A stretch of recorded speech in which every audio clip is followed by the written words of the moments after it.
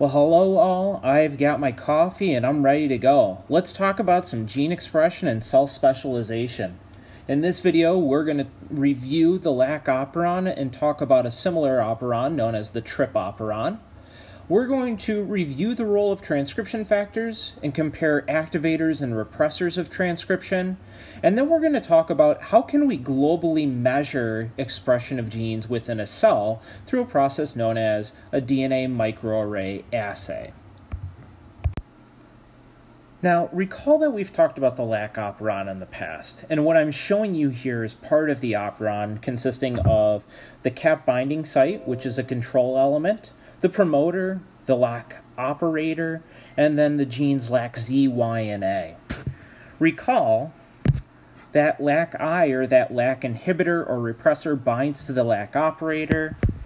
The RNA polymerase is recruited to the promoter by the sigma factor, and when LAC-I is bound to the operator, it inhibits RNA polymerase from initiating transcription.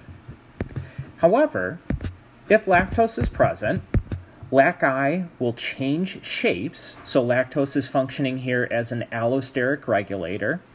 That change in shape allows for LAC-I to disassociate itself from the operator. RNA polymerase can now bind to the promoter and activate transcription.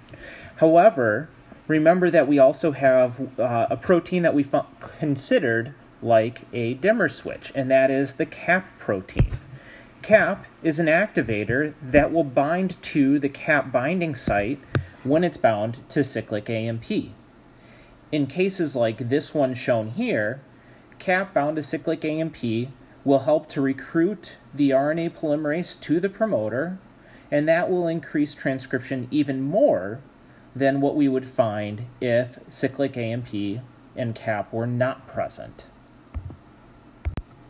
So in this system, we have both an activator of transcription in cap and a repressor of transcription in the LAC-I protein.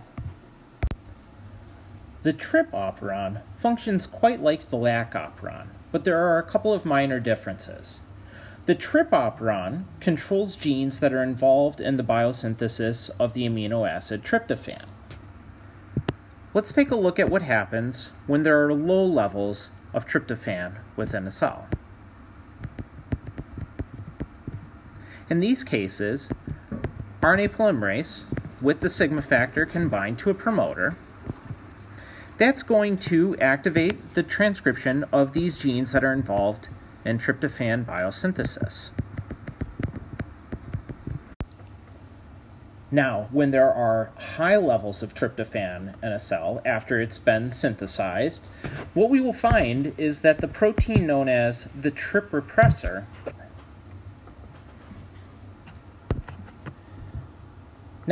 when there are high levels of tryptophan in a cell, which may occur after the biosynthesis of the amino acid tryptophan, what we will find is that the TRP repressor, which is always expressed in the cell, just like the Lac inhibitor, will bind to tryptophan, and this will change the shape of the TRP repressor, allowing for it to bind to DNA.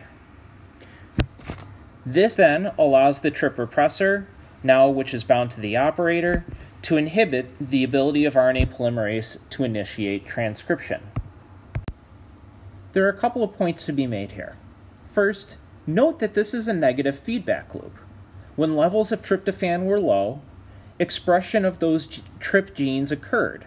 However, as tryptophan was produced, the system had a way to turn itself off through this operon. The second thing to point out here is how the TRP repressor is a little bit different than how the Lac inhibitor functions. Whereas the Lac inhibitor unbinds DNA when bound to lactose, the TRP repressor changes shape so that it can bind to DNA when tryptophan is present. Let's take a quick look at how transcription factors can either activate or repress transcription.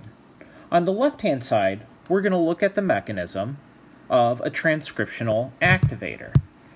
Recall that these transcription factors that function as activators are going to contain a DNA binding domain or a DBD, and an activation domain, or an AD. The DBD binds to control elements found within the DNA sequence. The activation domain will recruit general transcription factors, which will then recruit the RNA polymerase, creating the transcriptional initiation complex. This then allows for, in this case, gene X to be transcribed.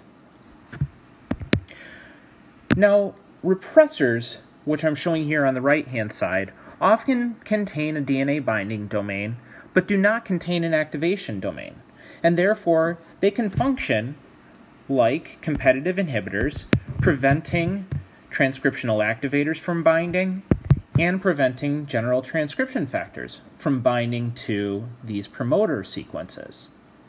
Another mechanism by which these particular repressors may function is by binding further downstream from the transcriptional start site, for example, maybe within the gene sequence for this gene X.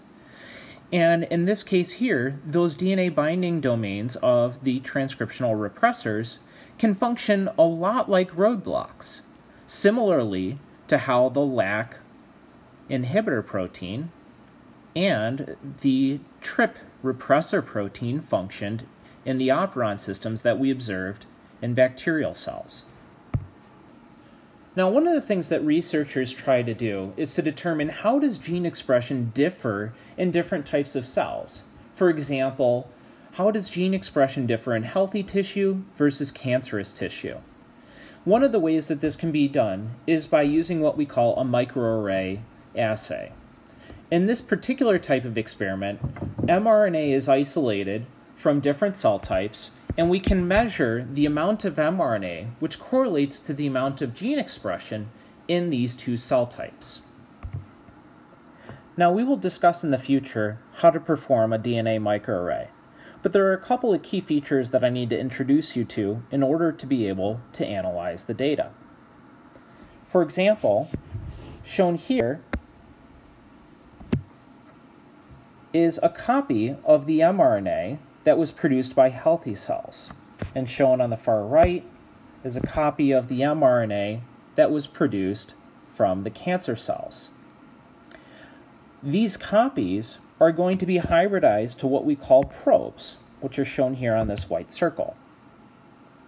Probes bind complementary to the RNA from normal cells, from cancerous cells, or from both normal and cancerous cells at the same time. And so you can see here very quickly that we're going to get different colored spots on our microarray depending on what kind of RNA is hybridizing. Is it RNA from our healthy tissue, or is it RNA from our cancerous tissue? Here you are looking at results from two different microarrays that have been merged together.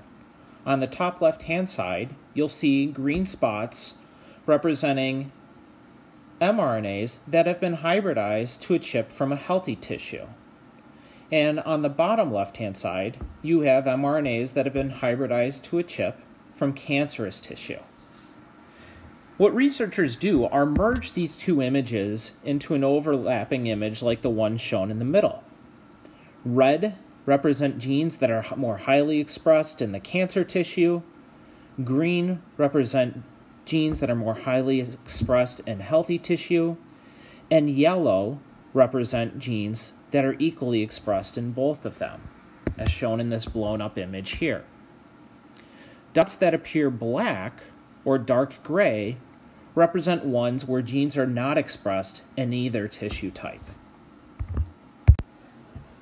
So, in summary, we've talked about two major points here. First, we've taken a deeper dive into talking about how gene expression is controlled by activators and repressors, or transcriptional activators and transcriptional repressors.